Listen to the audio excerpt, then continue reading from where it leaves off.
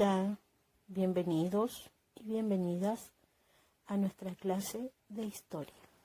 Somos la profesora María Eugenia y Cristina Lepe. Antes de comenzar, debes tener a mano el cuaderno, lápiz, goma, para que registres la meta de aprendizaje. Observa el siguiente video y analicemos. Hoy se comenta mucho sobre los derechos humanos. ¿Pero qué son? Son parte de nuestra dignidad, igualdad y libertad. El Estado debe garantizar su cumplimiento en todo ámbito, desde la salud, el derecho a vivir en un medio ambiente libre de contaminación, hasta la educación y el derecho al trabajo. Los derechos están protegidos por tratados internacionales, por la Constitución y las leyes. Nadie debe vulnerarlos. Unidad número 4. ¿Cómo podemos aportar a la comunidad? Meta de aprendizaje. Reconocer que todas las personas son sujetos de derecho. Criterio de evaluación. Fundamentan opiniones respecto de por qué es importante que se respeten los derechos humanos. ¿Qué significa ser sujeto de derecho? Significa que desde el momento de nacer, todos poseemos derechos que deben ser respetados, sin importar etnia, sexo, estrato social u otras condiciones. Ser sujeto de derecho significa también cumplir con deberes y responsabilidades que aportan a construir la sociedad respetuosa y justa. Algunas de las características de los derechos son universales de todos los miembros de la familia humana, inalienables, ninguna persona puede ser despojado de ellos, indivisibles, no se pueden separar, pues conforman un sistema, interdependientes, están relacionados unos con otros. ¿Dónde se encuentran estos derechos que hemos hablado que todos tenemos por el solo hecho de ser persona a nivel mundial? Los derechos se encuentran consagrados, escritos en esta Declaración Universal de Derechos Humanos que se firma a mediados del siglo XX, posterior a la Segunda Guerra Mundial, donde la gran mayoría de los países del mundo se compromete luego de las atrocidades de la guerra a respetar los derechos de las personas para nunca más se cometan estas atrocidades.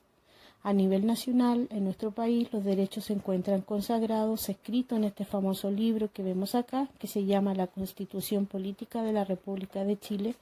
En este libro se encuentran las principales leyes y normas de nuestro país, como también nuestros derechos y deberes como ciudadanos. ¿Cómo ha ido evolucionando el reconocimiento de los derechos?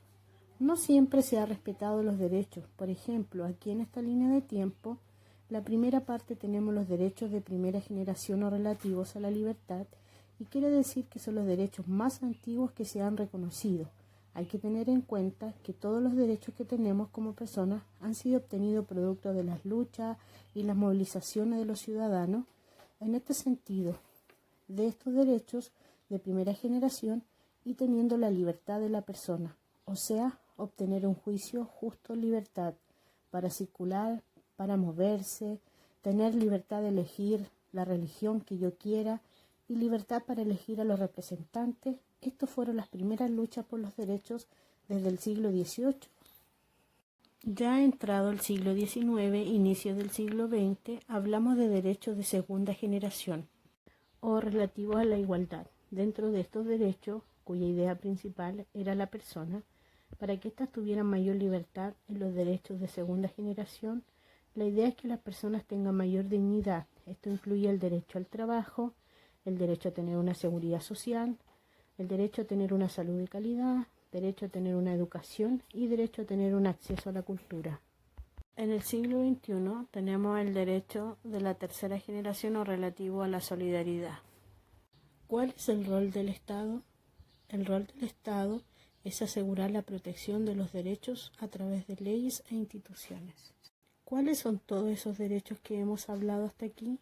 Aquí tenemos algunos de los principales que se encuentran en nuestra Constitución. Por ejemplo, el derecho a la vida, a la integridad física, el derecho a la asociación libre y pacífica, el derecho a la propiedad, el derecho a la libertad de opinión y expresión, el derecho al acceso y a la protección de la salud, el derecho a la educación, el derecho al sufragio, al voto, y el derecho a la igualdad ante la ley.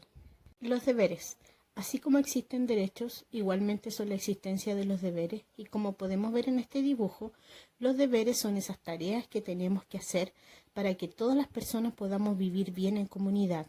En este sentido, los deberes o responsabilidades existen para garantizar que se respete el derecho de los demás. Por ejemplo, el derecho a la educación que todos tenemos, que tienen ustedes, genera el deber de asistir a la escuela y cumplir con tus tareas. Es decir, todos los derechos generan un deber. Otro ejemplo, el derecho a votar que todos tenemos genera el deber de participar, por ejemplo, yendo a votar. Acá tenemos otro ejemplo de deberes de los ciudadanos, como por ejemplo respetar las leyes, entre otros, y el Estado debe asegurarse de que las personas puedan ejercer su derecho, por ejemplo, educación, salud, entre otros. Actividad. Ahora a trabajar. Realiza la siguiente actividad en tu cuaderno de historia. Número 1. Describe lo que observas en las imágenes y luego responde. ¿Se están respetando los derechos? El número 2. ¿Con qué derecho y deber se relaciona cada imagen? Recordar, enviar una foto de tu actividad a mi número personal identificando tu nombre y curso.